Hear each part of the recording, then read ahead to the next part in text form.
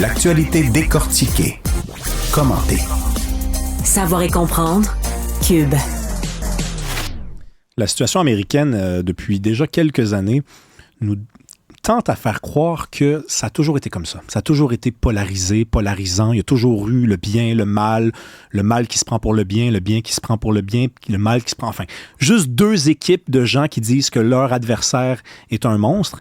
Mais non, ça n'a pas toujours été comme ça. Pierre Norris, qui est un enseignant en histoire et aussi un étudiant à la maîtrise en sciences politiques, a écrit un texte formidable dans la presse sur les leçons du règne de John F. Kennedy. On va lui en parler aujourd'hui. Bonjour, M. Norris.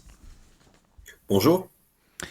John F. Kennedy, pour beaucoup de gens, c'est ce président assassiné à Dallas, ce président qui avait promis la paix, qui était jeune, qui était un homme d'espoir. Mais quand on creuse, on se rend compte que derrière la façade très marketing, il y avait aussi toute une substance. Un homme qui était capable de s'informer, qui était capable de se renseigner également. Le texte que vous avez écrit explore tout ça. Quelles sont les leçons du règne de John F. Kennedy? Il y aurait plusieurs leçons. En tout cas, moi, la première que j'ai dégagée, j'en ai dégagé 3. On pourrait en dégager davantage, mais la première que moi j'ai, ce serait l'importance de la culture générale. John F. Kennedy, c'est un président, puis on le voit par ses discours, on le voit par les décisions qu'il a prises. C'est un président qui croyait constamment que la politique, c'était pas quelque chose de simplement comptable, c'était pas quelque chose d'administratif, de simplement gestionnaire. Il fallait avoir, pour être un politicien, pour être un homme d'État, il fallait avoir une culture générale aussi large que possible. Il fallait avoir un esprit ouvert. Et bon, la culture générale, Kennedy entendait plusieurs choses par ça. Premièrement, les arts, la culture, les lettres en général. Pour lui, c'était quelque chose d'absolument essentiel. Donc, il passait son temps à inviter, à faire des réceptions à la Maison-Blanche. Il invitait des peintres, des poètes, des intellectuels. Il organisait de grandes réceptions comme ça. Et pour lui, c'était absolument nécessaire. Il admirait la vie des arts, la vie culturelle. Et pour lui, ça venait donner un peu de prestige à la politique de faire ça. Sinon, Kennedy était un passionné de littérature. Il lisait constamment. Sa femme, Jackie Kennedy, dit qu'elle était plus capable. Il traînait un livre constamment avec lui. Aussitôt qu'il y avait une chance, il sortait un livre pour se plonger dedans. Et il lisait de tout. Il lisait de la poésie, il lisait beaucoup d'histoires. Des romans. C'était un passionné de romans d'espionnage, notamment. Il lisait les romans de Bond sortis par Ian Fleming. Un de ses romans préférés, c'était From Russia with Love, d'un roman de James Bond d'ailleurs. Donc, il lisait constamment. Pour lui, ça lui permettait de lui ouvrir l'esprit, puis de lui faire comprendre que la vie humaine, c'est pas simplement de la politique. Il y a autre chose, puis peut-être que la littérature est capable de nous enseigner quelque chose sur les passions humaines, sur ce que les gens vivent. Mais c'est fascinant ce que vous dites parce que, honnêtement, dans le monde d'aujourd'hui, on n'est pas capable du tout d'imaginer Donald Trump en train de lire, en train de recevoir des artistes, en train de prendre son temps, de contempler le monde, parce que on dirait qu'on associe la fonction de président à une fonction qui est immensément comptable, administratrice, qui est complètement détachée d'un certain regard vers le littéraire, vers le poétique. Ce que vous dites est vrai pour la présidence américaine. C'est vrai aussi, je pense, pour à peu près tous les chefs de gouvernement en Occident, chefs d'État ou chefs de gouvernement. Ils sont tous un peu pris là-dedans. À tout seigneur, tout honneur, il faut féliciter M. Legault de partager régulièrement les lectures qu'il fait. Là. Il partage ça sur les réseaux sociaux. Je pense que c'est très bien. Je pense que ça devrait être un exemple suivi par l'ensemble des politiciens. Et Kennedy, d'ailleurs, allait encore plus loin que ça. Lui, c'est dans son intérêt pour la culture générale. Kennedy, oui, bien sûr, il recevait des rapports de presse de ses assistants qui avaient déjà fait une première lecture des principaux journaux du jour. ça lui suffisait pas. Kennedy voulait être constamment informé de tout ce qu'il se passait. Donc, à chaque matin, il recevait devant lui une dizaine de journaux et il passait à travers tous les journaux pour être lui-même au courant. Évidemment, il lisait pas chacun des articles. Il faisait une lecture en diagonale, il remarquait quels étaient les principaux textes. Mais il passait à travers tout ça, ça lui donnait un coup de plaie par lui-même de tout ce qui se passait à travers le monde ce jour-là. Finalement, pour la culture générale, il y a bien sûr l'histoire. Pour lui, l'histoire, c'est une discipline essentielle parce que c'est une discipline qui vient nous transmettre tout ce qui a été fait par le passé. Et Kennedy voyait là-dedans un réceptacle de leçons transmises au fil du temps et il fallait s'en inspirer. Je parle dans mon texte d'un livre important, The Guns of August, qui est un livre qui vient étudier les raisons pour lesquelles la Première Guerre mondiale a commencé et qui montre à travers tout ça la succession d'erreurs et d'incompréhensions entre les chefs d'État, les chefs de gouvernement en Europe à l'été 1914 et l'auteur Barbara Tuchman explique que au fond si la Première Guerre mondiale a commencé, c'est parce que tous les chefs d'État d'Europe, les chefs de gouvernement, se sont pas compris les uns envers les autres. Ils ont supposé que tel ou tel pays allait aller dans telle direction, donc il fallait mobiliser puis ensuite déclarer la guerre. Kennedy a lu ce livre-là, ça l'a fasciné et ça l'a beaucoup inspiré pendant la crise des missiles. Il y revenait constamment. Il a exigé que ce livre-là soit une lecture obligatoire pour tous ses conseillers. Il a conseillé à n'importe qui ce livre-là. Pour lui, ce livre-là contenait de grands enseignements pour ne pas répéter les mêmes erreurs et ça a été très important pour lui dans la crise des missiles de Cuba, là, où pendant 2 semaines, les États-Unis et l'Union soviétique sont passés très près d'une guerre atomique. Ben oui, mais voilà, vous touchez un point essentiel parce qu'aujourd'hui, on a l'impression que les hommes politiques, prenons les États-Unis, mais vous avez raison de dire que ça se répand un peu partout dans le monde, ou certainement en Occident. On a l'impression que les hommes d'État, ou alors les femmes d'État, se sentent définir leur époque. Il n'y a rien qui s'est passé avant eux, il n'y a rien qui va se passer après eux, et ils s'occupent d'un temps qui est donné, qui est figé, alors que Kennedy, lui, lisait sur l'histoire du monde, sur l'histoire de la Première Guerre mondiale, il se dit, attendez une minute, je remarque que ceci est arrivé avant cela, que cela a précédé ceci, et que là, on est rendu à ceci. Donc, pour éviter cela, faudrait d'abord savoir qu'est-ce qui s'est produit pour éviter, parce que l'histoire se répète.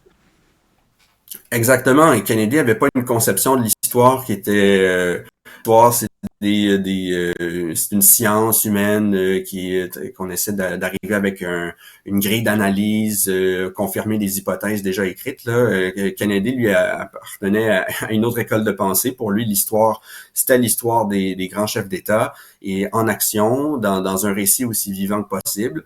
En s'appuyant toujours sur les sources. Et pour lui, l'histoire, c'est ça. Ça servait à trouver des exemples pour le meilleur et pour le pire. Savoir quels exemples il fallait imiter et quels exemples il fallait rejeter, ne pas s'en inspirer pour essayer d'avancer dans une meilleure direction. Puis vous dites aussi que, contrairement au président américain actuel, contrairement aux dirigeants dans le monde entier en ce moment, à cette ère très polarisée, très polarisante, eh bien John F. Kennedy, lui, s'entourait de gens qui ne pensaient pas forcément comme lui. Parce qu'il se disait, c'est une richesse, ça, que d'arriver dans une pièce et de me faire contredire, parce que, de toute façon, j'ai au moins la moitié du pays, à peu près, qui n'est pas d'accord avec moi. En effet, même si Kennedy était extrêmement populaire, là, il y a des records de popularité qui n'ont pas été atteints depuis. Là. Kennedy, il y a eu certains moments où il avait 80% d'appui dans la population. Au moment de sa mort, c'était redescendu en bas de 60. C'est quand même un taux d'appui que beaucoup de présidents après lui auraient aimé avoir. Mais oui, Kennedy aimait s'entourer de gens provenant de toutes les formations politiques, avec différents parcours professionnels. Il est allé, en fait, lui, ce qu'il a dit, c'est qu'il allait chercher les meilleurs dans leur branche d'activité et peu importe l'opinion. Donc, il a nommé des républicains. Il s'entendait fréquemment avec des républicains au Congrès. Pour lui, c'est important de faire des ententes transpartisanes. Son secrétaire au Trésor était un républicain.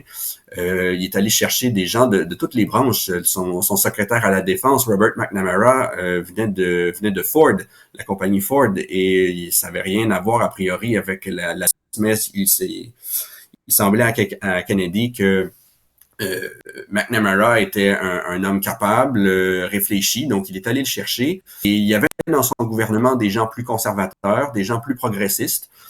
Dans le contexte de la guerre froide, il y avait des gens qui étaient ce qu'on appelait les faucons, donc partisans d'un affrontement direct avec l'Union soviétique, d'autres qu'on appelait les colombes, qui eux parlaient davantage d'une discussion avec l'Union soviétique, d'une détente. Et Kennedy avait un style de gestion bien particulier, très collégial. Lui, c'était important de réunir tout le monde. Puis au moment où il y avait une décision à prendre, on écoute les points de vue de tout le monde. On va même former des sous-groupes. Tout le monde va discuter. Et tous les points de vue vont être entendus. Il n'y a pas une idée qui est assez folle pour ne pas être écoutée. On va porter attention à tout ça. Puis, à la fin, le président va trancher, mais en ayant bien pris le temps d'écouter l'ensemble des points de vue. On en a un peu parlé plus tôt. Cette idée aussi de concevoir sa présence comme un détail à travers une longue suite d'événements qui constituent l'histoire. John F. Kennedy, lui, il avait le sens de l'engagement, c'est-à-dire qu'il savait qu'il serait là pour quelques années seulement et qu'il y aurait une suite, et ses actions ont été le résultat de cette conscience de l'engagement-là, alors qu'un homme comme Donald Trump, pour lui, on a parfois l'impression que c'est son show, là, hein? C'est son moment, puis c'est son show, puis c'est plus vraiment important qu'il soit président des États-Unis ou président de sa compagnie, c'est juste le moment de se montrer lui-même. Alors que Kennedy, lui, il avait l'idée qu'il était un détail dans l'histoire. Oui, c'est vrai. Et Kennedy, pour ça, il savait prendre le temps de discerner quelles actions étaient vraiment nécessaires. Il savait qu'il ne pouvait pas mener toutes les batailles à la fois. Donc, pour lui, c'était important de savoir quand il pouvait faire des compromis. Donc, il était pragmatique, mais il y avait aussi des moments où il devait défendre des principes face à l'histoire. Donc, il y a des moments où il a promis, il a cédé, il n'allait pas aussi vite qu'il l'aurait voulu. D'autres moments où il a absolument marqué le pas. Là. Pour lui, c'était important d'avancer. Un exemple, peut-être l'un des exemples les plus connus de sa présidence. On est en juin 1963. En Alabama, il y a des étudiants afro-américains qui veulent s'inscrire à l'université. Et le gouverneur de l'État décide d'intervenir pour les empêcher de s'inscrire. Et là, il y a des manifestations monstres sur le campus pour empêcher les étudiants de s'inscrire à l'université. Il y avait à l'époque des lois ségrégationnistes en Alabama comme dans plusieurs États. Il est arrivé d'ailleurs la même chose au Mississippi l'année précédente, en 62. Donc, Kennedy contacte le gouverneur de l'État et lui dit, là, vous allez déployer la garde nationale et vous allez encadrer les étudiants pour qu'ils puissent aller à l'université. Le gouverneur a refusé, il a décidé d'aller devant la porte de l'université pour bloquer l'entrée aux étudiants. Kennedy a passé un décret pour faire passer sous contrôle fédéral la garde nationale de l'Alabama et envoyer ces forces militaires-là en Alabama pour escorter un groupe de jeunes étudiants sur leur campus et dans leur salle de classe. Et ensuite, quelques jours plus tard, Kennedy est allé à la télévision, il a fait un discours à la nation disant « Là, on est face à un problème moral fondamental. On prétend être la nation où tout le monde est égal, tous les hommes sont nés égaux. C'est écrit en toutes lettres dans les documents fondateurs du pays. Mais on a deux ordres de citoyens dans notre pays, c'est stable. Donc, on va déposer un projet de loi contre la discrimination, contre les lois ségrégationnistes du Sud. Donc, ça, c'est un moment vraiment marquant où Kennedy a été capable de comprendre qu'il y avait un rôle dans l'histoire. Et ça, c'était un moment où il fallait faire une avancée. Donc, voilà, ça, c'est un exemple parmi d'autres, mais qui illustre toujours pour Kennedy que ce qui est important, c'est le sens de l'engagement, le sens de la responsabilité. Et ça, c'était valable autant pour les élus que pour les citoyens, d'ailleurs. Oui, mais c'est absolument fascinant de redécouvrir cette figure-là qui, parce qu'elle est décédée, on pourrait tendre à essayer de l'oublier, mais au contraire, elle offre plein d'enseignements qui nous permettent de mieux comprendre l'époque et surtout de mieux comprendre comment on pourrait l'améliorer, cette époque-là. Pierre Norris, vous êtes enseignant d'histoire au secondaire. Vous donnez le goût de redevenir un étudiant du secondaire et de s'asseoir dans votre classe. Merci beaucoup d'être venu nous parler, puis au plaisir de vous lire à nouveau. Merci beaucoup, c'est gentil.